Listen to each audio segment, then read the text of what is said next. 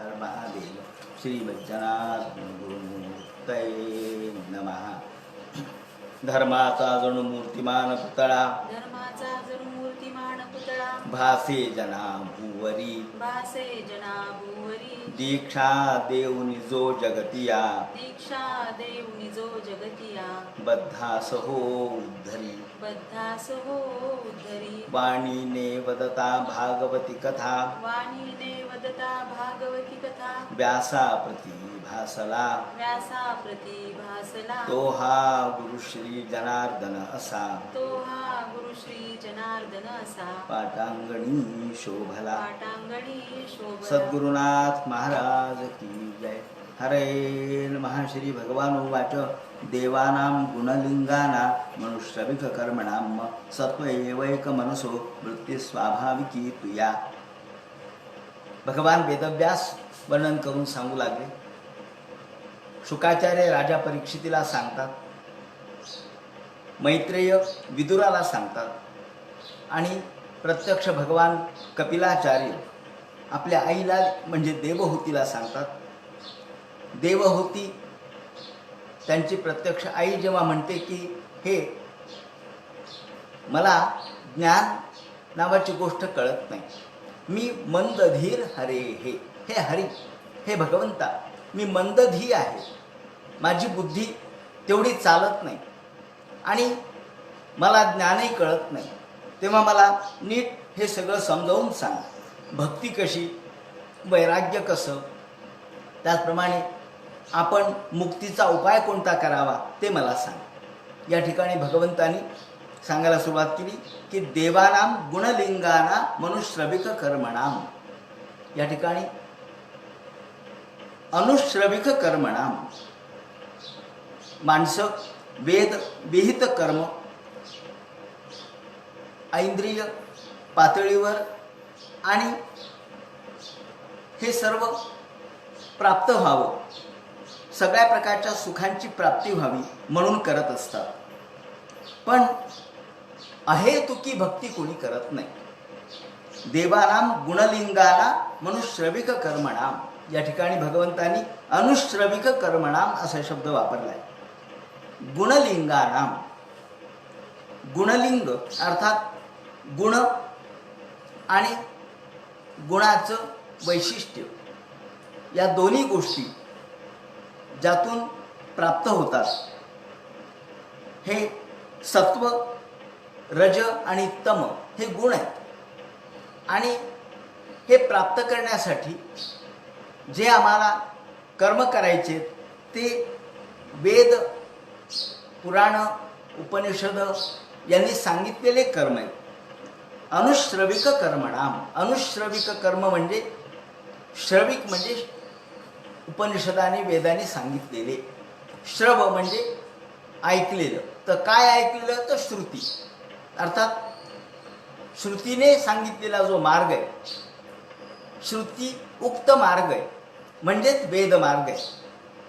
ते वेदमार्ग कोणता आहे तो यज्ञयागाचा आहे. ते म्हणतात अनुश्रविक कर्मणाम. लोक वेदमार्गाने जातात आणि वेदमार्गाने माणसाला काही गोष्टी प्राप्तही होतात.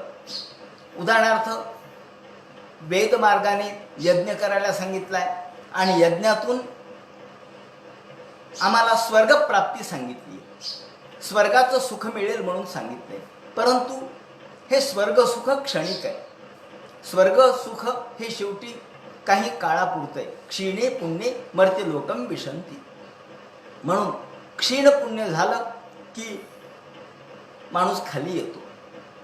म्हणून वेद प्रणित जो धर्म आहे तो यज्ञयागाचा आहे. परंतु यज्ञ जरी म्हटला तरी त्यामध्ये 3 प्रकारचे दोष सांगितले. एक क्षणिकत्व हा दोष आहे, दुसरा हत्या किंवा पाप हा एक दोष आहे, जीव हत्या, आणि तिसरी गोष्ट म्हणजे या अनुश्रविक कर्मामध्ये आम्हाला कुठली तरी इच्छा असते. या ठिकाणी मनामध्ये कोणती तरी इच्छा धरून आपण हे करतो. या दृष्टीने अनुश्रविक कर्म हे नाही म्हटलं तरी दोषयुक्त आहे. आणि या 3 दोषांनी युक्त असलेलं हे जे कर्म आहे ते माणसाला वास्तविक केवळ स्वर्गप्राप्ती करून देणार आहे, पण आत्यंतिक कल्याण प्राप्त करून देणारं नाही. आणि म्हणून सत्व एवैक मनसो वृत्ती स्वाभाविकी तू या. सामान्य माणसाची प्रवृत्ती ही स्वाभाविकपणानेच या कर्माकडे असते. म्हणजे ज्यातून काही प्राप्त होईल, ज्यातून काही मिळेल याकडे स्वाभाविक माणसाची प्रवृत्ती असते. अर्थात माणसाचे ज्ञानेंद्रिय आणि माणसाचे कर्मेंद्रिय या सुखाच्या मागे असतात. जे तात्कालिक सुख आहे, तात्पुरतं सुख आहे, याच्याकडे ते आकृष्ट होतात, परंतु आत्यंतिक सुखाच्या मागे लागत नाहीत. अनिमित्ता भागवती भक्ती सिद्धेर गरीयसी. परंतु हे आई, खरी भक्ती कोणती? तर अनिमित्ता भागवती. अनिमित्ता म्हणजे ज्याला कोणतंही निमित्त नाही, ज्याला कोणतंही सुखाचं प्रयोजन नाही, ज्याला कोणताही प्रकारची लालसा नाही. लालसा काहीतरी मिळावं या प्रकारची आशा किंवा अपेक्षा ही यज्ञयागादी कर्मातून प्राप्त होते. मग यज्ञ असो, याग असो, कर्मठपणा असो, हे सगळं आम्हाला प्राप्त करून देणारे आहेत, पण हे तात्पुरते. आत्यंतिक कल्याण जे माणसाचं होतं ते फक्त अनिमित्ता भागवती. जी भक्ती अनिमित्ता म्हणजे कोणत्याही प्रकारच्या इच्छेशिवाय, कोणत्याही प्रकारच्या अपेक्षेशिवाय, थोडक्यात निरपेक्षपणाने केलेलं प्रेम, निरपेक्षपणाने केलेली भक्ती ही श्रेष्ठ आहे.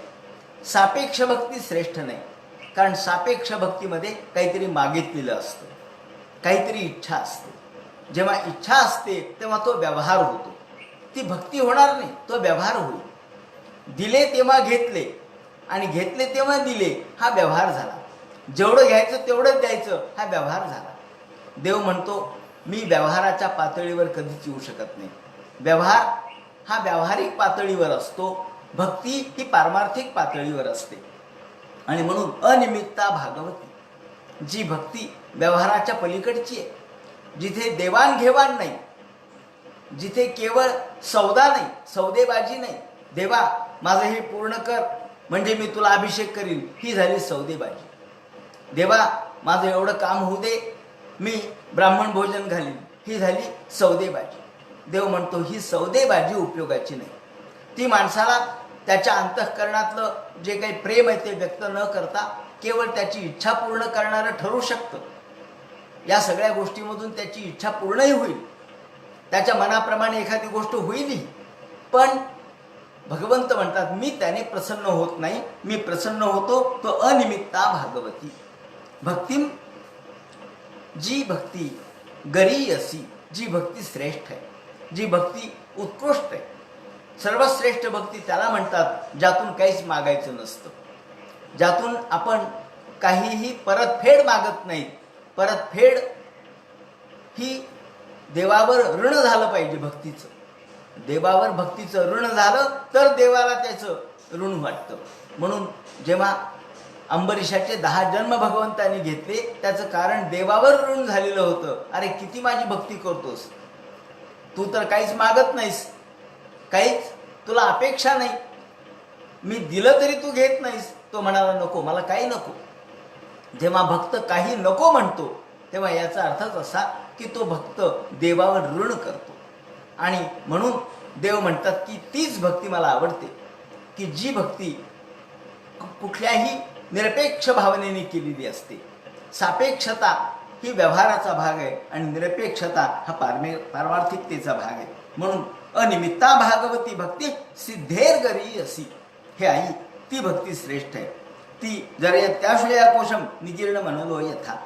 आणि ज्याप्रमाणे आपण अन्न खातो, अन्न खाल्ल्यानंतर पोटामधला जो अग्नी आहे, जठराग्नी, तो अन्न पचवतो आणि तो अन्न पचवल्यानंतर जी प्रसन्नता प्राप्त होते, आपण पोटात अन्न गेलं म्हणजे आपल्याला तुष्टी आणि पुष्टी सहजच प्राप्त होतात. त्याप्रमाणे हे अनिमित्ता भागवती आमच्या लिंग शरीरातील जे ते दोष आहेत ते नष्ट करतात. लिंग शरीर म्हणजे सूक्ष्म शरीर. आता या ठिकाणी लिंग शरीर म्हणजे काय हे सांगितलं पाहिजे, कारण नैकात्मता मे पर्यंत केचिन या ठिकाणी लिंग शरीर कशाला म्हणायचं? लिंग शरीर म्हणजे आपलं जे दिसणारं स्थूल शरीर आहे त्याच्या आतमध्ये अत्यंत सूक्ष्म स्वरूपामध्ये लिंग शरीर आहे. आणि या लिंग शरीरावरच किंवा शरीरामध्येच ज्याप्रमाणे एखाद्या लोह चुंबकाला लोहाचे कण चिकटलेले असतात त्याप्रमाणे या लिंग शरीराला सगळ्या वासना चिकटलेल्या असतात. आणि ह्या वासना लिंग शरीराला ज्या चिकटलेल्या आहेत त्या वासना घेऊनच आपण दुसरा देह धारण करतो. हा देह इथेच पडतो, स्थूल देह इथेच पडतो. पण जातो कोण? तर लिंग शरीर जातं. जे सूक्ष्म शरीर आहे ते या शरीरातून बाहेर पडतं. या सूक्ष्म शरीरामध्ये सगळ्या वासना सूक्ष्म स्वरूपामध्ये, ज्याप्रमाणे फुलामधला गंध हे सूक्ष्म स्वरूप आहे गंधाचं. पृथ्वीचं सूक्ष्म स्वरूप काय? तर फुलातला गंध. तो दिसत नाही पण संवेदना नाकाला येते. त्याप्रमाणे आपल्या शरीरामधलं जे लिंग शरीर आहे ते इतकं सूक्ष्म आहे की ते डोळ्यालाही दिसत नाही, कानालाही ऐकू येत नाही, ते समजत सुद्धा नाही. कारण ते अत्यंत अणुरेणूच्याही पेक्षा सूक्ष्म आहे. पण त्यामध्ये सगळ्या प्रकारच्या वासना आहेत. आणि या लिंग शरीर कशाचं बनलेलं आहे? तर हे लिंग शरीर जे आहे ते 18 तत्वांचं बनलेलं आहे, अशी सांख्य तत्वज्ञानाची भूमिका आहे. 18 तत्वांचे हे लिंग शरीर आहे. हे कोणते? तर ज्ञानेंद्रिय 5, कर्मेंद्रिय 5, तन्मात्रा 5 म्हणजे 5 × 15 झाले. आणि महत, अहम आणि मन. महत्त्व, अहंकार आणि मन म्हणून पंच ज्ञानेंद्रिय, पंच कर्मेंद्रिय, पंच तन्मात्रा म्हणजे शब्द रूप रस गंध स्पर्श आणि महत्त्व, अहंकार आणि मन एवढ्या 18 तत्वांचं हे लिंग शरीर बनलेलं आहे. हे सगळे एकत्रच तो सगळा जुमडा असतो. आणि हा सगळा याच्यावर वासनांचे बारीक बारीक बारीक कण चिकटलेले असतात. याप्रमाणे हे लिंग शरीर जरे त्याशुया कोशम. जेव्हा आपण अशी अनिमित्ता भक्ती करतो, कोणत्याही प्रकारच्या निरपेक्ष भावनेने भगवंताला शरण जातो. निरपेक्ष भावना कशाला म्हणतात? ज्याप्रमाणे आई आपल्या मुलावर किंवा मुलीवर निरपेक्ष प्रेम करते. आई या दृष्टीने प्रेम करत नाही की हा मोठा झाल्यावर माझं रक्षण करील, मोठा झाल्यावर मला पैसे देईल, मोठा झाल्यावर मला साड्या घेईल. नाही, आई प्रेम करते कारण त्याच्या मागे तळमळ असते, अंतःकरण असतं. अंतःकरण पिळवटून टाकणारी जी प्रेममयता आहे ती भक्ती श्रेष्ठ आहे. आणि याच्या मागे कोणताही स्वार्थ नाही.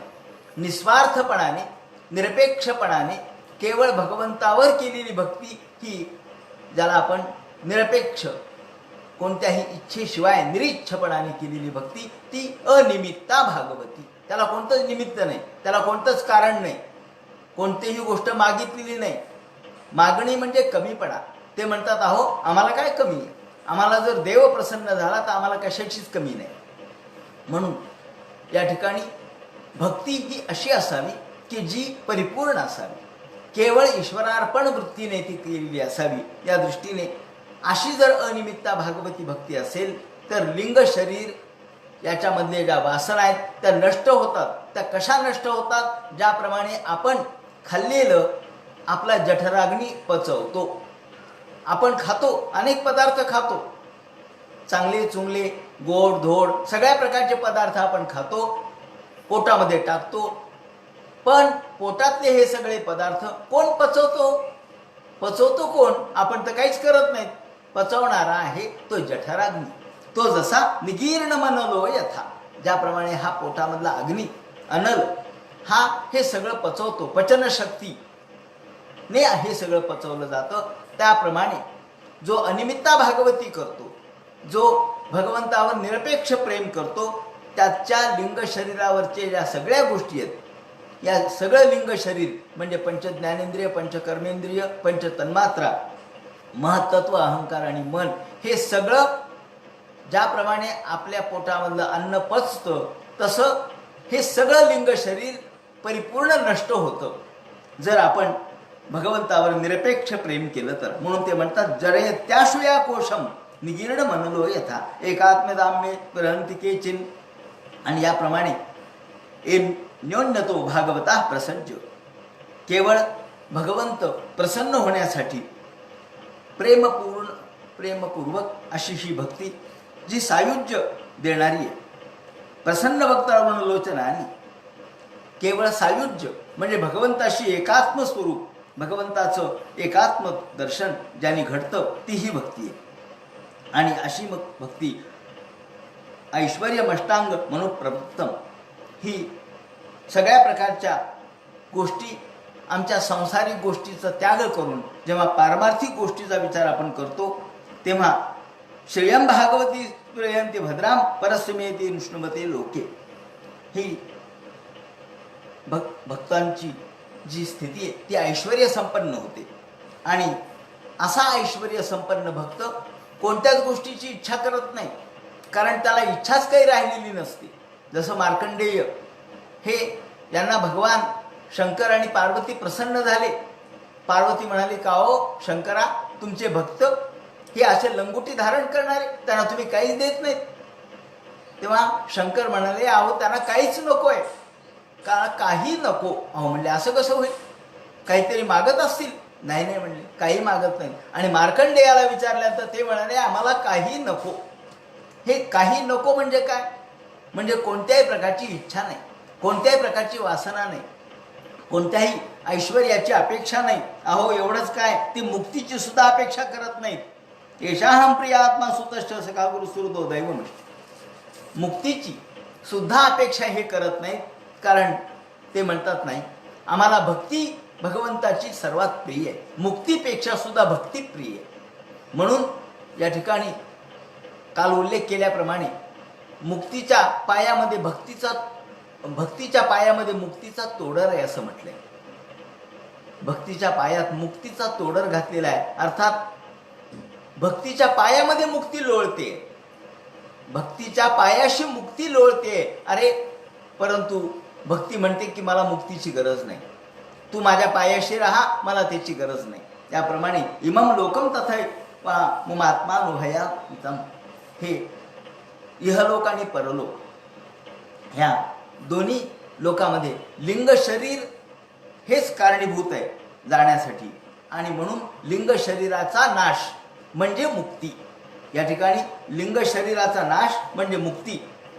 जेव्हा सांख्य तत्वज्ञानाने मुक्तीची कल्पना मांडली, ही मुक्तीची कल्पना विवेक ज्ञान, वेगळेपणाचं ज्ञान, माईक पदार्थापासून आपण वेगळे आहोत, माईक पदार्थापासून आपण निराळे आहोत, अशी जाणीव होणं म्हणजे मुक्ती. आणि म्हणून आत्यंतिक दुःख निवृत्ती म्हणजे मोक्ष.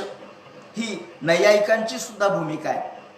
दुःखानुभव किंवा दुःखाभाव, दुःखाचा अभाव, दुःखानुभवाचा अभाव, जेव्हा दुःखच नाही. पण हे दुःख कोणतं आहे? सुखाच्या अपेक्षेने असलेलं दुःख नाही आहे. हे दुःख केवळ शारीरिक मानसिक पातळीवरचं नाही आहे. ते जोपर्यंत शरीर आहे तोपर्यंत दुःख असणारच, जोपर्यंत मन आहे तोपर्यंत दुःख असणारच. म्हणून याच्या पलीकडे असणारी जी अवस्था आहे, जी केवळ सुखाची आहे, केवळ आनंदाची आहे, केवळ आनंदाचे डोही आनंद तरंग, आनंदाची अंग आनंदाची, ही जी जाणीव आहे ती जाणीव म्हणजे मुक्ती आहे. इथे इंद्रियजन्य सुखाचा विचार केलेला नाही. इंद्रियजन्य सुख आणि इंद्रियजन्य दुःख हे एकमेकांच्या बरोबरच चाललेले असतात, चक्राप्रमाणे फिरत असतात. पण खऱ्या अर्थाने विवेकाचं ज्ञान हे कैवल्य मुक्तीची कल्पना. विवेक ज्ञान, विवेक म्हणजे काय? तर आम्हाला ही माईकता कळली पाहिजे, माया भगवंताची कळली पाहिजे. मायेपेक्षा आम्ही वेगळे आहोत. म्हणजे मी जो आम्ही मी मी मी मी म्हणतो तो या देहापेक्षा वेगळा आहे. जो मी आहे तो आमच्या शरीरापेक्षा वेगळा आहे, तो देहापेक्षा वेगळा आहे, तो मनापेक्षा वेगळा आहे, तो इंद्रियापेक्षा वेगळा आहे. हे जेव्हा कळतं किंवा याचा जेव्हा अनुभव येतो तेव्हाच ती मुक्ती, तेव्हाच ते विवेकज्ञान म्हणायचं. म्हणून आत्तापर्यंत आपण मी त्याला म्हणतो, आम्ही मनाला मी म्हणतो, आम्ही बुद्धीला मी म्हणतो, आम्ही इंद्रियाला मी म्हणतो, परंतु आत्मतत्व जे त्याला आम्ही ओळखत नाही. आणि हे आत्मतत्व केवळ चैतन्य स्वरूपाचे. म्हणून ते म्हणतात, हे आई, या आत्मतत्वाची जाणीव माणसाला कधी होईल? जेव्हा विवेक ज्ञान होईल तेव्हा. पण हा विवेक केवळ अनुश्रविक कर्माने प्राप्त होत नाही. केवळ यज्ञाधिक कर्माने प्राप्त होत नाही. यज्ञ याग याने माणसाला स्वर्ग प्राप्त होईल. स्वर्ग कामो यजेत असं त्यांनी सांगितलं. हे फक्त प्रवृत्त केलं. वेदाने काय केलं? आम्हाला प्रवृत्त केलं, म्हणजे प्रवृत्ती मार्गाला लावलं. काही न करण्यापेक्षा थोडं काहीतरी करा, अशा प्रकारची ही प्रवृत्ती आहे. म्हणजे काहीतरी शिका, काहीतरी अभ्यासा, काहीतरी कर्म करा. काहीच करत नाही त्यापेक्षा थोडंफार करा, यातून तुम्हाला हे मिळेल, हे सांगितलं. पण त्याच्या पलीकडे माणसं जात नाही. म्हणून जेव्हा आपण यज्ञ याग धर्मकर्म याच्या पलीकडे जातो, याच्या पलीकडे केवळ आत्मसुखासाठी, आत्मलाभासाठी, केवळ भगवंताच्या प्रसन्नतेसाठी आपण करतो, तेव्हा ती अनिमित्ता भागवती होते. म्हणून आई, माझं स्वरूप असं आहे. आता या ठिकाणी कपिल महामुनींनी जो मी म्हणजे माझं स्वरूप वगैरे जे म्हणतात ते, त्याचा अर्थ असा की भगवंताचं जे कालस्वरूप आहे, भगवंत हा कालस्वरूपाचा आहे. या ठिकाणी सांख्य तत्वज्ञानाने भगवंताला काल म्हटलेलं आहे. काळ म्हणजे भगवान. कालाय तस्मै नमः.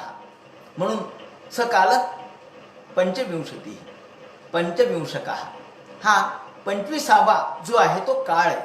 आणि जो काळ आहे तो मी आहे. आणि मग काळावर सगळं अवलंबून आहे. म्हणून आईला कपिलाचार्य म्हणतात की हे आई, नान्यत्रम भगवता प्रधान पुरुषेश्वरात आत्मन सर्वभूतानां भयं तीव्रं निवर्तते.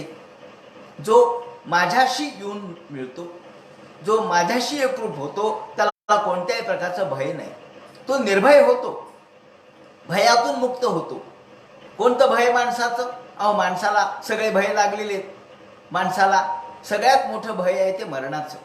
मृत्यू माणसाच्या लागलेला आहे मागे. ज्याप्रमाणे एखादा सर्प मागं लागावा, आणि माणसाला सर्पाचं भय म्हणजे मृत्यूचं भय, आणि या भयाने माणूस मरतो. केवळ भयपानाने सुद्धा माणूस मरतो.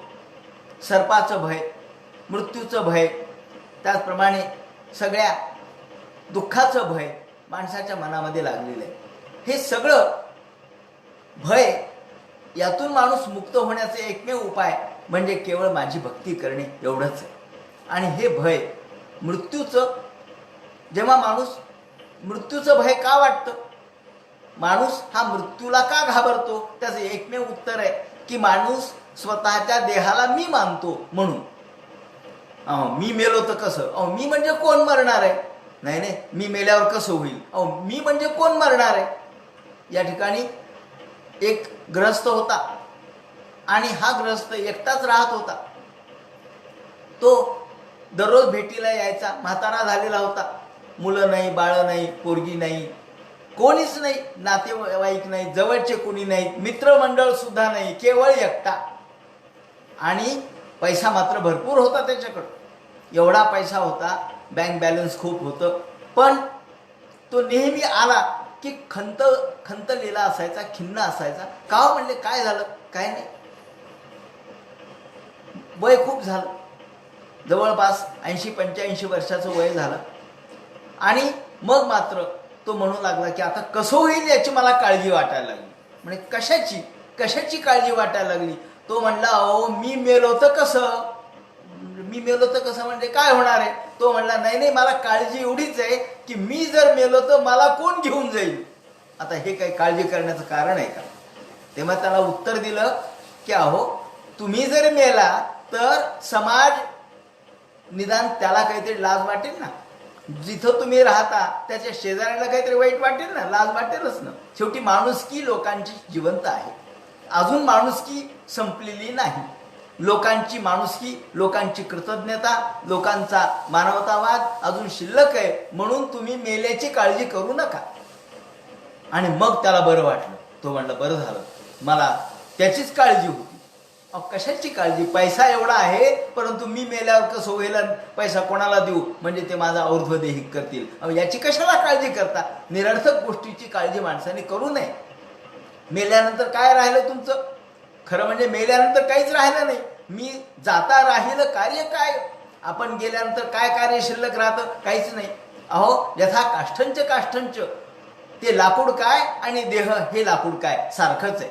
म्हणून आपण तो विचार केला पाहिजे की मी मेल्यानंतर कसं याची काळजी माणसाला असते. म्हणजे मरणाची भीती माणसाला असते का, तर मृत्यूची भीती म्हणजे मी मेलो. पण त्याला जेव्हा हे सांगितलं जातं, अरे तू मरणारच नाहीस, तू नष्ट होणार नाहीस, तू अमर आहेस, तू या जगामधून नष्ट होणार नाहीस, तू या जगामध्ये संपणार नाहीस. का, तर तू मरतच नसतोस. अवध्य मी भला, मी अवध्य आहे, मी अनादी आहे, मी अनंत आहे, मी अवध्य आहे. अनादि मी, अनंत मी, अवध्य मी भला, मारी नरी कु जगती असा कवण जन्मला. मला मारणारा असा कोण आहे? अहो मला कोणीच मारू शकत नाही, कारण चैतन्य मी आहे. मी काही देह नाही, मी काही मन नाही, मी काही बुद्धी नाही, मी काही इंद्रिय नाही. असं जेव्हा त्याला कळतं, जेव्हा अनुभव येतो, तेव्हा मृत्यूचं भय नष्ट होतं. म्हणून मृत्यूचं भय माणसाच्या मागे लागलेलं आहे. पण जोपर्यंत आत्मज्ञान होत नाही तोपर्यंत मृत्यूचं भय नष्ट होत नाही. नान्यत्र भगवता प्रधान पुरुषेश्वरात. प्रधान आणि पुरुष असे दोन शब्द इथं आलेले आहेत. त्याचं विवरण आपण नंतर करणारच आहेत की सांख्य तत्वज्ञानामध्ये प्रधान म्हणजे काय. आत्मनः सर्वभूतानां भयं तीव्रं निवर्तते. भय माणसाचं जो माझ्याशी एकरूप होतो त्याला कोणतं भय राहत नाही. आणि हे आई, हे काळ सगळ्याचं उत्तर आहे. काळ हा कोणालाच सोडत नाही. काळाचा सर्वावर परिणाम चालतो. काळ हा सर्वावर परिणाम गाजवतो, सर्वावर सत्ता गाजवतो. काळाची सत्ता सर्वांवर आहे. म्हणून मदभयात वाती वाहतो यम सूर्यस्तपती मदभयात. हे आई, या जगामध्ये वारा वाहतो तो माझ्या भयाने. माझ्या भयाने म्हणजे या ठिकाणी कपिलाचार्य म्हणतात काळ. काळामुळं जगामध्ये वारा वाहतो. नियंत्रण, भय म्हणजे नियंत्रण. या ठिकाणी भय म्हणजे काय, तो काय भूत थोडाच आहे. ईश्वर काय भीतीदायक आहे का? नाही, ईश्वर हा भीतीदायक नाही, पण नियंत्रण आहे त्याचं. भय म्हणजे नियंत्रण. जेव्हा आपल्याला नियंत्रण, हे सगळं नियमशीर कुणी केलं? हे सगळं नियमशीर ईश्वराने केलं, काळाने केलं. काळ हा त्याचा मालक आहे, काळ हा नियंत्रक आहे, काळ हा स्वामी आहे. आणि त्याच्या भयाने, त्याच्या नियमनाने हे सगळं चाललेलं आहे. ही सगळी नियमशीलता पहा. विश्वामध्ये विश्व काही विस्कळीत नाहीये. जेव्हा लोक म्हणतात अहो विश्व आपोआप जन्माला आलं, सहजच झालं, अहो सहज कसं होईल? जे सहज होतं त्याच्या मागे जर कोणतं निश्चित कारण नसेल तर नियमशीलता असू शकत नाही. जेव्हा सगळी नियमशीलता आहे, पृथ्वी बरोबर फिरतेच आहे, सूर्य बरोबर गतिमान आहेच आहे, त्याप्रमाणे दिवस रात्र होतात, योग्य अशा प्रकारचा चंद्र चांदण्या उगवतात, मावळतात. त्याचप्रमाणे समुद्र हा आपली मर्यादा सोडत नाही. पृथ्वीमध्ये सगळ्या प्रकारचे धनधान्य येतात आणि डोंगर, त्याचप्रमाणे रान, हे सगळे जागचे जागी आहेत. ज्या अर्थी हे सगळं ग्रहगोल फिरत असून सुद्धा एकमेकावर आदळत नाही, ज्या अर्थी एवढं सगळं ब्रह्मांड गतिमान असून सुद्धा सगळ्यांचे व्यवहार व्यवस्थित चाललेले आहेत, सगळ्या चराचर सृष्टी ज्या अर्थी व्यवस्थित चाललेली आहे, त्या अर्थी त्याच्या मागे काहीतरी नियमशीलता आहे. म्हणजे एक प्रकारचं नियमन आहे. नियमन म्हणजे नियंत्रण आहे. तसं नसतं तर विस्कळीतपणा दिसला असता. हा विस्कळीतपणा नाहीये. सगळ्या गोष्टी शिस्तशीर चाललेल्या आहेत. अहो आपल्यामध्ये तर आपण काहीतरी चूक करू, पण निसर्गात चूक होत नाही. ज्या ज्या वेळेला ज्या वेळेला शिशिर ऋतू येतो त्यावेळेला झाडाचे पानं वटतात, झाडाची पानं पडतात. आणि जेव्हा वसंत ऋतू येतो तेव्हा पुन्हा झाडाला पालवी येते. हे जे निसर्ग चक्र चाललेलं आहे. कोकिळा गाते ती वसंत ऋतू, वर्षा ऋतू तिचा आवाज बंद होतो. हे सगळं पशु पक्षी प्राणी निसर्ग पर्यावरण हे सगळं शिस्तीत चाललेलं आहे. त्याचं कारण याच्या मागे एक नियंत्रण करणारा कुणीतरी आहे, ज्याला नियंत्रक असं आपण म्हणू. जर नियंत्रक, अहो साध्या यष्टीला जर नियंत्रक आहे, जर एखाद्या कोणत्याही कार्याला जर नियंत्रक असेल, मीटिंगला सुद्धा एक अध्यक्ष असतो, तो नियंत्रक आहे, तर मग विश्वाच्या या पसराला कुणीच नियंत्रक नसेल का? आपोआपच निर्माण झालं, आपोआपच चाललं, असं कसं होईल? म्हणून मग भयात वाती वाहतो यम, ते म्हणतात माझ्या नियंत्रणावर वारा वाहतो. हे आई, माझ्या नियंत्रणावर वारा वाहतो. माझ्या म्हणजे काळाच्या. हे वारा वाहण्याचं काम काळ करतो. सूर्य जो आकाशामध्ये तळपतोय त्याचं कारण मी आहे. माझ्यामुळं आकाशात सूर्य तळपतो. सूर्यस्तपती मद भयात. माझ्या नियंत्रणावर सूर्य, चंद्र, तारा, पृथ्वी, ग्रहगोल, नक्षत्र हे सगळे प्रकाशमान आहेत आणि गतिमान आहेत. वर्षती इंद्रो दहत्यग्निर. माझ्या भयाने पाऊस पडतो. काळामुळेच पाऊस पडतो ना. काळ हाच त्याला प्रेरक आहे, काळ हाच त्याला घटक आहे. अहो, पावसाळा शब्द आपण वापरतो. का वापरतो? अहो, ज्या कारण पाऊस काळ आहे, पावसाचा काळ आहे म्हणून पावसाळा, उन्हाचा काळ आहे म्हणून उन्हाळा, थंडीचा काळ आहे म्हणून थंडी, हिवाळा. या दृष्टीने ते म्हणतात की हे आई वर्षतींद्रो. इंद्र माझ्या धाकाने पाऊस पाडतो, माझ्या नियंत्रणाने पाऊस पाडतो. आणि दहत्यग्निर. अग्निसुद्धा जो उष्णता निर्माण करतो, अग्नीमध्ये जी उष्णता आहे ती माझी आहे.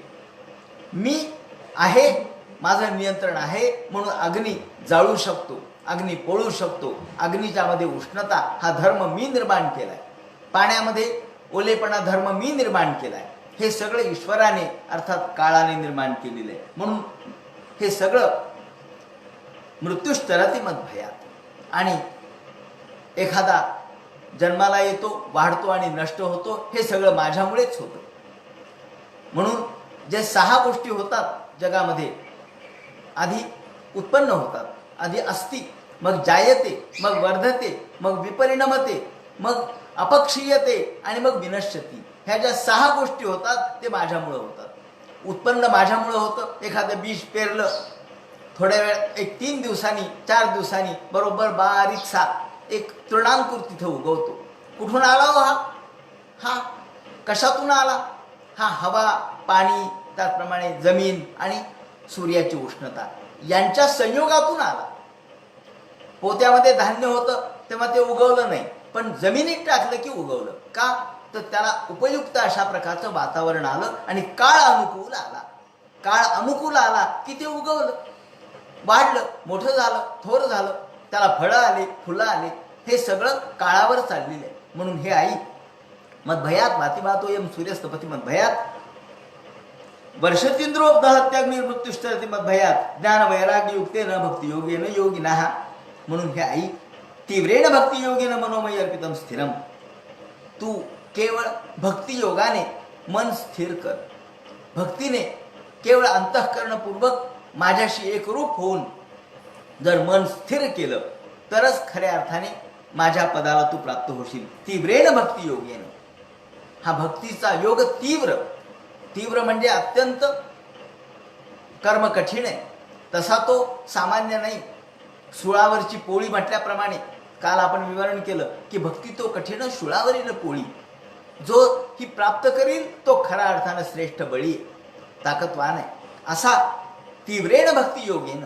भक्तीचा योग हा अत्यंत असिधारा व्रत आहे. हे असिधारा म्हणजे तलवारीहून चालण्याचं व्रत आहे. तलवारीहून चालणं जितकं अवघड तितकी भक्ती करणं सुद्धा अवघड. कारण ही भक्ती अनिमित्ता भागवती आहे. ही निमित्त याच्यावर काहीच नाही आहे. याला कोणतीही इच्छा नाही. सगळ्या प्रकारच्या इच्छेचं या ठिकाणी तर्पण करायचं आहे. सगळ्या प्रकारच्या इच्छा समर्पित करायच्यात. इदं न मम या वृत्तीने ही भक्ती करायची आहे. म्हणून मय्यर्पितम स्थिरम. ही सगळी मनात प्रेरणा, सगळी इंद्रियाची प्रेरणा, मन, इंद्रिय आणि आत्मा हे सगळं माझ्याशी समर्पित केल्यावर, समर्पण म्हणजे सर्वस्वार्पण. तिथे मीपणा सुद्धा शिल्लक नको. अशी जर असेल मनोमय्यर्पितम स्थिरम, असं जेव्हा माझ्याशी सगळं समर्पित होतं, हे सगळं माझ्याशी समर्पित झालं तरच खऱ्या अर्थाने ही भक्ती श्रेष्ठ भक्ती होते. समर्पण भाव मनामध्ये जर आला, समर्पण म्हणजे जिथे काहीच मीपणा शिल्लक नाही, अहंकार शिल्लक नाही, वृत्ती सुद्धा शिल्लक नाहीत. सगळ्या प्रकारच्या वृत्ती जाळून टाकल्या, सगळ्या प्रकारच्या मनोकामना, मनाच्या प्रेरणा नष्ट झाल्या, तरच माझी भक्ती श्रेष्ठ होऊ शकते. तीच खऱ्या अर्थानं तीव्र भक्ती आहे.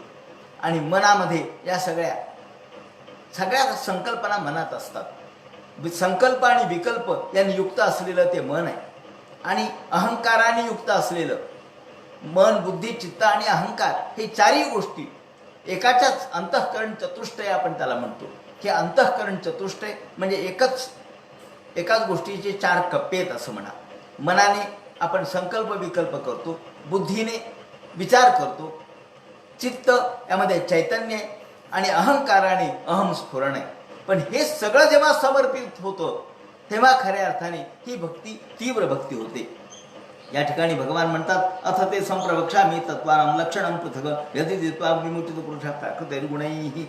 हे आई, आता तुला मी तत्त्वानां लक्षणं पृथक्, तुला वेगवेगळे लक्षणं सांगतो असं म्हणून भगवंतांनी या ठिकाणी वेगवेगळे लक्षणं सांगायला सुरुवात केली. आता हे लक्षणं कोणते? इथून भगवंताचं सांख्य तत्वज्ञानाचा गाभा सुरू झाला. सांख्य म्हणजे काय याचा विचार पहिल्यांदा करू. थोडंसं अवघड असेल पण समजून घेतलं तर लक्षात येईल. सांख्य म्हणजे काय? अनेकांच्या मनात प्रश्न आहे, सांख्य म्हणजे काय? सांख्य शब्द कशाला वापरला जातो? तर या ठिकाणी जड आणि चेतन असा फरक करून जे ज्ञान प्राप्त केलं जातं त्याला सांख्य म्हणायचं. जड आणि चेतन. जड ही माया आहे, चेतन हा ईश्वर आहे. जडत्व हे गतिमान मायेचा गुणधर्म आहे, जे परिवर्तनीय आहे, जे सतत परिवर्तन पावतं, जे सतत बदल होतो तो जडामध्ये. आणि जे चेतन आहे, जे चैतन्य आहे ते कायमस्वरूपी आहे. चैतन्य कायम आहे आणि जड बदलत आहे. चैतन्यामध्ये आपल्या जशी ऊर्जा आहे, ऊर्जा चैतन्य आहे. ऊर्जा दिसते का? नाही दिसत. ऊर्जा निर्माणही करता येत नाही आणि ती नष्टही होत नाही. थर्मोडायनेमिकचा नियम आहे की उष्णता निर्माणही करता येत नाही आणि ती नष्टही होत नाही, ती परिवर्तित होते, त्याचा बदल होतो. म्हणजे पुन्हा उष्णतेतच त्याचं वेगळं रूप आपल्याला दिसतं, पण उष्णता नष्ट होत नाही. ती ऊर्जा आहे. जशी ऊर्जा हे आहे तसं चैतन्य हे ऊर्जेच्या स्वरूपाचं आहे, बदल या स्वरूपामध्ये. त्या ठिकाणी जडत्व हे मात्र आपल्या रूपाच्या दृष्टिकोनातून परिवर्तित होतं, ते क्षणिक असतं, ते टिकत नाही. आणि ईश्वरत्व हे मात्र टिकतं. म्हणून महाभारतामध्ये परिसंख्यानम असा एक शब्द आलेला आहे. सांख्यज्ञानम प्रवक्ष्यामि परिसंख्यान दर्शनम. आता परिसंख्या म्हणजे काय? परिसंख्या म्हणजे त्याग करणे. परिसंख्या या शब्दाचा दुसरा अर्थ आहे त्याग करणे. कशाचा त्याग करणे? तर विवेक ज्ञान झाल्यानंतर जडाचा त्याग करणे. एकदा विवेकाचं ज्ञान झालं, एकदा ईश्वर तत्व कळालं, एकदा परमार्थ तत्व कळालं, तत्वज्ञानाचा अनुभव आला की मग जडाचा त्याग केला, जड सोडून दिलं. जड म्हणजे माईक स्वरूप बाजूला टाकणे, याला म्हणतात परिसंख्यानम. आणि यातून सांख्य शब्द आला असं एक काही लोक मानतात, कारण हा महाभारतातला शब्द आहे. त्यानंतर प्रकृतीहून आपण वेगळे आहोत आणि या प्रकृतीला वेगळं म्हणजे दूर सारायचं. उदाहरणार्थ आपल्या शरीरामध्ये चैतन्यही आहे आणि जडत्वही आहे. आपलं शरीर या सगळ्या शरीराच्या अवयवांनी बनलेलं आहे. म्हणजे जेव्हा आपण मी म्हणतो तो हा मी कोण असतो? तो हा मी चैतन्य असतो. मग आपण चैतन्य स्वीकारायचंय आणि जड बाजूला सारायचे. हे जेव्हा आपण करतो तेव्हाच हे सांख्य झालं. प्रकृतीहून आपण वेगळे आहोत असा वेगळेपणा जेव्हा लक्षात येतो त्याला सांख्य म्हणायचं. म्हणून सांख्यामध्ये आणि या वेगळेपणा लक्षात येणं म्हणजेच विवेकज्ञान. आपल्याला याचा वेगळेपणा कळावा यासाठीच हा मायेचा पसार आहे. माया या ठिकाणी नृत्य करते अशी कल्पना आहे, तो भाग आपण नंतर बघू. पण संख्या याचा दुसरा अर्थ काही लोक असा घेतात की संख्या म्हणजे मोजणे. कारण संख्या म्हणजे बुद्धी, बुद्धिगम्य ज्ञान म्हणजे संख्या.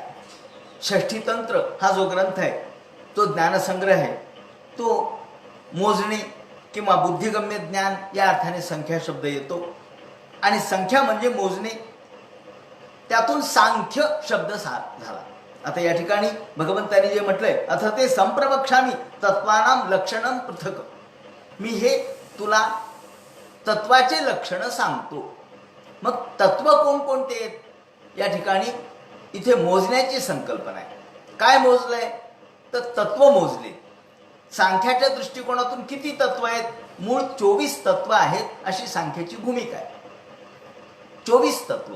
या 24 तत्वांच्या दृष्टिकोनातून 24 घटक द्रव्य या विश्वामध्ये आहेत आणि या 24 घटक द्रव्याच्या अनुषंगाने 25वा जो आहे तो आत्मा, 25वा जो आहे तो भगवान, 25वा जो आहे तो काल. जे निरीश्वर सांख्यवादी आहेत ते काळालाच ईश्वर मानतात किंवा काळ हाच मानतात, ईश्वर मानत नाही. आणि जे शेश्वर सांख्यवादी आहेत ते म्हणतात की नाही, ईश्वर हा वेगळा आहे आणि काळ हा कधी कधी ईश्वर रूप आपल्याला दिसतो.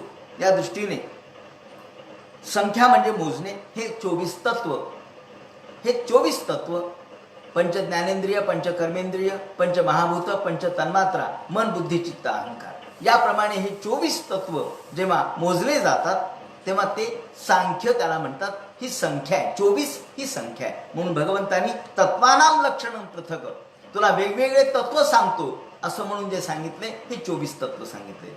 पंच महाभूत, पंच ज्ञानेंद्रिय, पंच कर्मेंद्रिय, पंच तन्मात्रा हे झाले 20, मन, बुद्धी, चित्त आणि अहंकार हे झाले 4. याप्रमाणे 24. आणि इथे महत्त्व या मुळाशी आहे. या सगळ्याच्या मुळाशी माया आहे.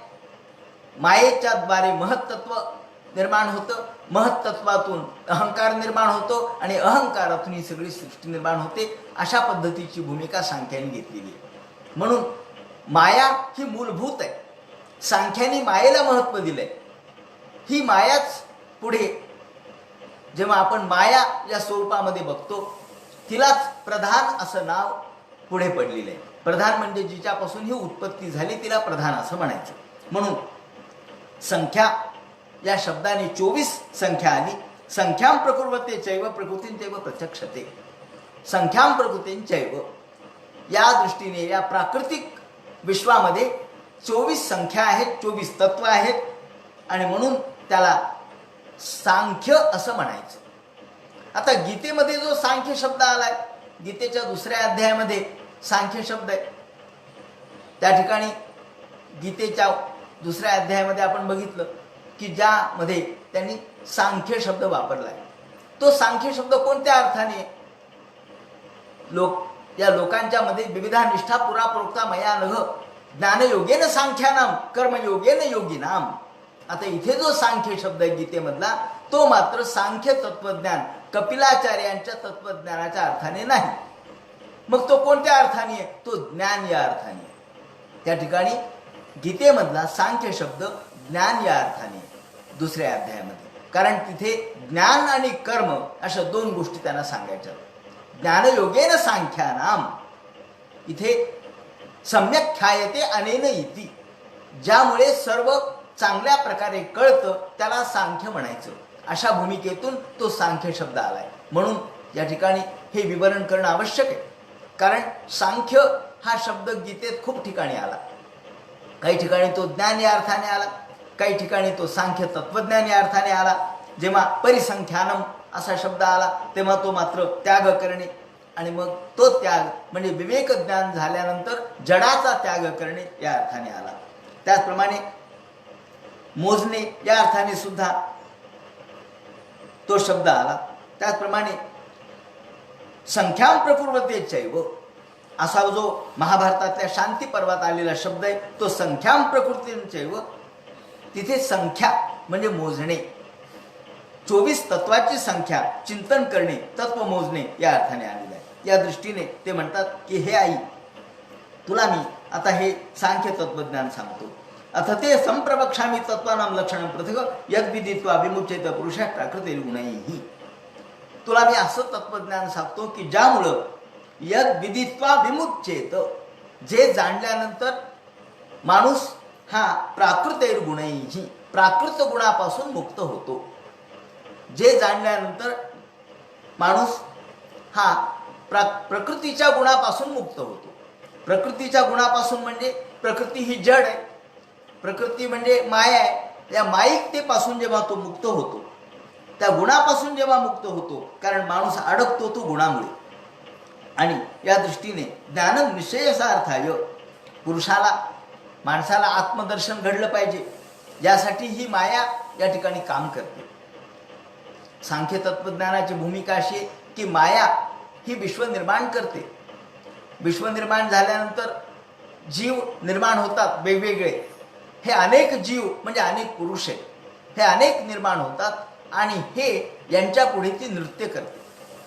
ही नृत्य का करते तर त्यांना, पुरुषांना, जीवांना हे कळावं की मी वेगळा आहे आणि ही माया वेगळी आहे. परंतु आपण ही माया म्हणजे मीच आहे, ही माईक जग म्हणजे मीच आहे, माईक पसारा म्हणजे माझाच आहे असं म्हणून या ठिकाणी व्यवहार करतो आणि म्हणून आपण याच्यात अडकतो.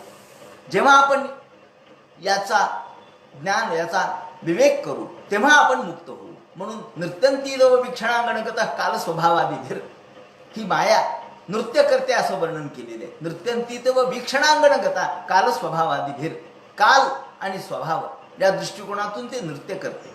आणि ती आपल्यासमोर नाचते, ती ईश्वरासमोरही नाचते, परंतु ईश्वराला ती आकृष्ट करू शकत नाही, कारण ईश्वर हा तिच्यापेक्षा वेगळा आहे. ईश्वराला तिचं ज्ञान आहे, किंबहुना ईश्वराची ती शक्ती आहे, म्हणून ती ईश्वराला भुलवू शकत नाही, पण ती जीवाला मात्र भुलवते.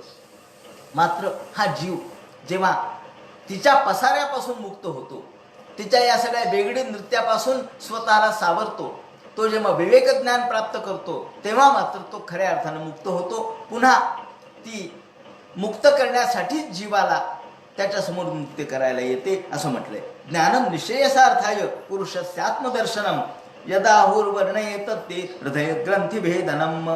तुला आता मी ही माया आणि तिचं स्वरूप सांगतो. गुणैर्विचित्रासुरे स्वरूपां प्रकृतीं प्रजा. ही माया काय करते तर गुणैर्विचित्रा सृजतीम, ही वेगवेगळ्या प्रकारची सृष्टी निर्माण करते. या ठिकाणी मायेचं स्वरूप सांगायचंय, मायेचं स्वरूप सांगितलेलं आहे. आपल्याकडे जे प्रमुख तत्वज्ञान आहेत ज्याला आपण षटशास्त्र म्हणतो, हे षटशास्त्र जे 6 प्रमुख अशा प्रकारच्या विचारधारा आहेत, ह्या 6 विचारधारा प्रामुख्याने न्याय हे गौतमांनी सांगितलेलं आहे, वैशेषिक हे कणादांनी सांगितलेलं आहे, पूर्वमीमांसा ही जैमिनींनी सांगितलेली आहे, त्याचप्रमाणे सांख्य हे या ठिकाणी कपिलाचार्यांनी सांगितलेलं आहे आणि वेदांत हा शंकराचार्यांच्या आपल्या समोर मांडला. वेदांत हा शंकराचार्यांच्या तत्वज्ञानातून आला. त्याच्याही आधी वेदांत हा शब्द होताच, परंतु त्या ठिकाणी अनेक उपनिषदातले सूत्र एकत्र आलेले आहेत. म्हणून हे जे 6 दर्शन आहेत, ज्याला आपण 6 दर्शनं म्हणतो, हे 6 दर्शनं तत्वज्ञानाचं विवरण करणारे. त्यापैकी सांख्य, त्यानंतर आपण जैन, बौद्ध आणि चार्वाक यांनाही दर्शन मानलेलं आहे. हे सांख्य तत्वज्ञान कपिल महामुनींनी आसुरीला सांगितलं, आसुरींनी पंचशिखाला सांगितलं आणि पंचशिखांच्याकडून ईश्वर कृष्णाने आत्मसात केलं. ईश्वर कृष्णाचा ग्रंथ मात्र आज उपलब्ध आहे. म्हणून सांख्य तत्वज्ञानात मायेचं स्वरूप सांगितलंय. ते म्हणतात गुणैर्विचित्रा सृजतीम, ही माया काय करते, गुणैर्विचित्रा वैविध्यपूर्ण गुणाने हे विश्व निर्माण करते. वैविध्यपूर्ण गुण अर्थात मायेचं स्वरूपच गुणमय आहे, ती गुणमयी आहे आणि ती विश्व निर्माण करते, ती विश्वाला सृजते, प्रगट करते. माया हीच विश्वाला प्रगट करते. ती कशी आहे, माया ही सृजनक्षम आहे, प्रसवधर्मी आहे असं म्हटलंय तिला. माया ही प्रसवधर्मी आहे, ती परिवर्तनीय आहे, ती प्रसवधर्मी आहे, ती बदलणारी आहे, ती विश्व निर्माण करते, विश्व निर्मितीचा खेळ करते. आणि अजामेकाम लोहित शुक्ल कृष्णाम, उपनिषदाचा संदर्भ द्यायचा तर श्वेताश्वेतर उपनिषदामध्ये म्हटलंय की अजामेकाम लोहित शुक्ल कृष्णाम. ही अजामेकाम, ही अजा म्हणजे माया, अ म्हणजे नाही, ज म्हणजे जन्मलेली. जी जन्मलेली नाही म्हणजे पूर्वापार आहेच, ती पूर्वी होती, नंतरही आहे आणि शेवटी राहीलच. माया नष्ट होत नाही. तसाच ईश्वर देखील तोही अजच आहे, तोही निर्माणही होत नाही आणि नष्टही होत नाही. माया सुद्धा निर्माणही होत नाही आणि नष्टही होत नाही, ती अज आहे, म्हणून तिला अजा म्हणतात. अजा म्हणजे दुसरा अर्थ शेळी असा आहे, पण तिच्यावरती रूपक केलेलं आहे. त्या ठिकाणी अजामेकाम, ही अजा आहे, ती अजन्मा आहे. अजन्मापरी जन्मली कशी. एका ठिकाणी गजानन महाराजांनी म्हटलंय, अजन्मापरी जन्मली कशी, गोकुळामध्ये यशोदा खुशी, प्राप्त ना जिथे थोर मुनिवरा, तुझं धरावया कंस करीत्वरा, अष्टभुज तिथे रूप देखणे, प्रगटले तुझे सिंह वाहने. या ठिकाणी प्रत्यक्ष मायेचं स्वरूप सांगितलंय. सांख्य गाती मूल प्रकृती तिथू पद्मावती. ही माया म्हणजे ईश्वरी शक्ती आहे. ही सांख्य रूपाने आपण तिचं गायन करतो, तिचं स्वरूप या ठिकाणी जाणतो, की जी विश्वाचा खेळ करते. हे नृत्य म्हणजे काय? नृत्य म्हणजे काय? नाच नाहीये. नृत्य म्हणजे डान्स नाहीये. कुणी जे केवळ वरवरचे विचार करणारे ती डान्स करते. डान्स म्हणजे काय? ते काय स्टेज आहे काय? हे डान्स. इथं नृत्य शब्द आविष्कार या अर्थाने आलेला आहे. नृत्य म्हणजे काय? खरोखर नृत्य नाहीये. नृत्य म्हणजे आविष्कार. जशी पार्वतीच्या मध्ये नृत्य, लास्य आणि हास्य, त्याप्रमाणे हे सगळं तिचे विभ्रम आहेत. नृत्य म्हणजे विभ्रम, हालचाल, मायेची हालचाल आहे. हे विश्व म्हणजे मायेची हालचाल आहे. आणि ही हालचाल, हे तिचे विभ्रम, हे तिचे आविष्कार, हे तिचं प्रगटीकरण. नृत्य म्हणजे प्रगटीकरण. ती स्वतःची कला प्रगट करते. विश्वमोहिनी आहे. ती विश्वाची मोहिनी आहे. जगत जननी आहे. अशी ही विश्वमोहिनी, जिला माऊलींनी विश्वमोहिनी शब्द वापरलाय. शारदा विश्वमोहिनी, ही सगळी आविष्काराची, कलेची देवता आहे. आणि ती अजामेकाम, ती अजय, ती कधी जन्माला आली नाही आणि ती नष्टही होत नाही. अजामेकाम लोहित शुक्ल कृष्णाम. आता या ठिकाणी उपनिषदाने, श्वेताश्वेतर उपनिषदाने तिचे 3 गुण सांगितले. मला श्वेताश्वेतर उपनिषदाकडे मी का गेलो तर गुणैर्विचित्राः, याचा गुण शब्दासाठी. कोणते गुण आहेत? लोहित शुक्ल कृष्णाम. लोहित म्हणजे लाल, शुक्ल म्हणजे पांढरं, आणि कृष्ण म्हणजे काळं. म्हणजे काय हो? म्हणजे असं सत्व, रज आणि तम. शुक्ल म्हणजे सत्व, लोहित म्हणजे रज, आणि कृष्ण म्हणजे तम. म्हणजे 3 प्रकारच्या गुणांनी ती व्यक्त होते. कोणत्या? लोहित शुक्ल कृष्णाम. ती सत्व, रज आणि तम. ते शुक्ल म्हणजे सात्विक गुण, त्याप्रमाणे लोहित म्हणजे लाल रंगाचा अर्थात रजोगुण, आणि कृष्ण म्हणजे काळ्या रंगाचा तमोगुण. या 3 गुणांचं मिश्रण तिच्यामध्ये असतं. आणि जेव्हा मूळ माया जी आहे, 3 गुणांना एकत्र घेऊन राहते, ती मूळ माया, मूळ प्रकृती, ज्याला मूलाविद्या म्हणतात. मूलाविद्या आणि तुलाविद्या असे 2 प्रकार आहेत. तर मूलाविद्या म्हणजे मूळ विद्या. ही मूळ माया, ही मूळ माया, मूळ प्रकृती, आदिशक्ती, तिला काही नावं आपण द्या, ही जी मूळ आहे. आणि हीच नंतर प्रधान रूपाने व्यक्त होते. म्हणजे ती 3 गुण प्रगट करते. 3 गुण प्रगट केले की समजायचं ती प्रधान रूपाने व्यक्त झाली. पण जेव्हा हे 3 गुण एकत्र असतात, तेव्हा ती माया, तेव्हा ती महामाया, तेव्हा ती आदिमाया. आणि जेव्हा प्रधान या रूपाने व्यक्त होते, तेव्हा 3 गुण वेगळे होतात. कोणते? पांढरा, काळा आणि लाल. म्हणजे सत्व, रज आणि तम. भवी प्रजा सृजमानाम स्वरूपाः, असं उपनिषदाने म्हटलंय. अजामेकाम लोहित शुक्ल कृष्णाम भवी प्रजा सृजमानाम स्वरूपाः. भवी प्रजा, ती प्रजा निर्माण करते. ही बहुरूप प्रजा, बहुधर्म प्रजा, बहुगुणांनी युक्त असलेली प्रजा, विविध धर्मी प्रजा ती निर्माण करते. स्वरूपाः, आपल्याच रूपातून ही व्यक्त करते. आणि अशी ही माया, पांढरा, काळा आणि लाल असा गुण म्हणजे सत्व, रज, तम या रूपाने व्यक्त होते. पुरुष आणि प्रकृती ही 2 तत्व या ठिकाणी सांगितली आहे. सांख्याने 2 तत्वाचं विवरण केलं, एक प्रकृती आणि दुसरं पुरुष. प्रकृती ही या सगळ्या विश्वाची निर्मिती करणारी आहे, सृजन करणारी आहे. आणि पुरुष हा फक्त साक्षी आहे. तो निर्माणही करत नाही, तो निर्मितीमध्ये सहाय्यकही नसतो. तो फक्त साक्षी आहे. तो फक्त पाहतो, तो फक्त दूरस्थपणाने पाहतो आणि तो अलिप्त आहे. पुरुष अलिप्त आहे आणि प्रकृती ही मात्र सर्व कार्यकारण करणारी आहे, कार्यामध्ये सहभागी आहे.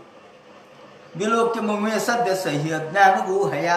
आणि अशी ही माया प्रकृती ही दोन गोष्टी या ठिकाणी आपण बघितलं की एक प्रकृती आहे जी विविध रूपाने नटलेली आहे आणि जो पुरुष आहे तो मात्र अलिप्त आहे. तो मात्र या संपूर्ण पसाऱ्याकडे, विश्वाच्या पसाऱ्याकडे फक्त त्रयस्थपणाने पाहणाऱ्या अध्यक्ष स्वरूपामध्ये आहे. या दृष्टीने विश्वातील सर्व पदार्थ हे मायेच्या मुळे निर्माण होतात.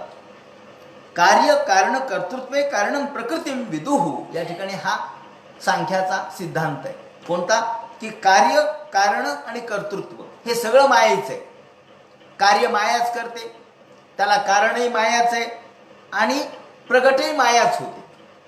म्हणजे सांख्य तत्वज्ञानाने या ठिकाणी कार्य कारण आणि कर्तृत्व ह्या तिन्ही गोष्टी मायेकडे दिलेल्या आहेत. कर्तृत्व ईश्वराकडे नाही, कर्तृत्व मायेकडेच आहे. ईश्वर फक्त साक्षी आहे.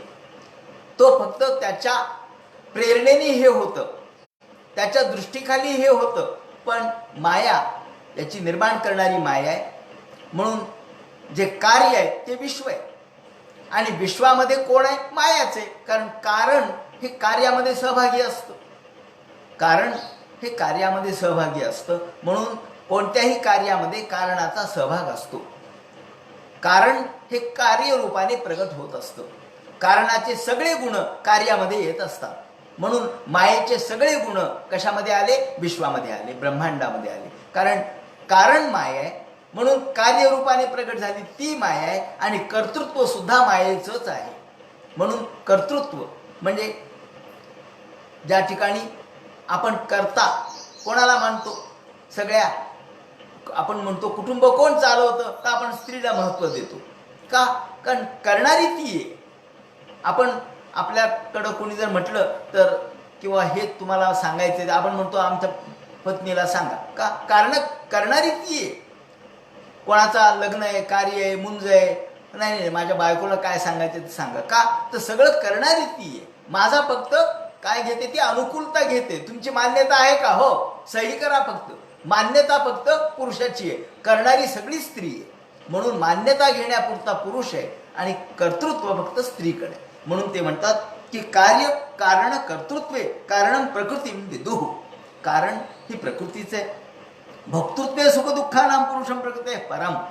आणि या दृष्टीने हा पुरुषाला वास्तविक आपण तो सुखदुःखापासून दूर आहे, पण तरी सुद्धा जीवाला असं वाटतं की मी याचा भोक्तृत्व माझ्याकडे आहे, याचा सुखोपभोग मी घेतो आणि दुःखोपभोग मी घेतो असं आपल्याला वाटतं. वास्तविक हे भास आहे.